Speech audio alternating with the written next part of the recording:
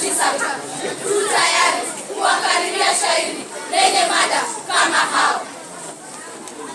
Wenzenu tujukwani na huzuni chungu mzima, fununu zipo hewani, chetu kizazi simima. Eti wale wa zamani tabia ilikuwa njema, jamii yajiuliza wako wapi kama hao? Nao lugha ilifana nzuri yenye itikadi, lugha ya heshima sana, Kiswahili walindani, na hawakutukanana, lugha ruti ilizidi. Jamii yajiuliza wako wapi kama hao?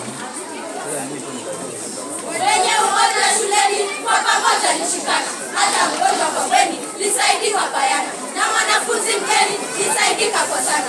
Jamii yajiuliza wako wapi kama hao? Wanadili kulivaa vyema walikisitimu, shuleni na waling'aa, usafi walihubiri, hawakuvaa maua zao sare ni shabiri. Jamii yajiuliza wako wapi kama hao?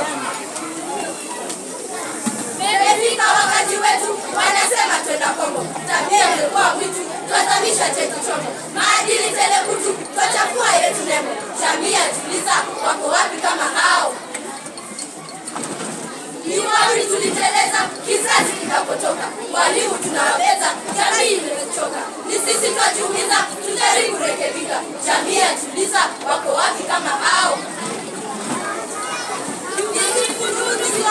Wanafunzi tuamke, tusafishe zetu ngome, walimu tuwafundike, maadili tusichome, kizazi kisianguke. Jamii yajiuliza wako wapi kama hao? Tumemaliza. Asanteni sana.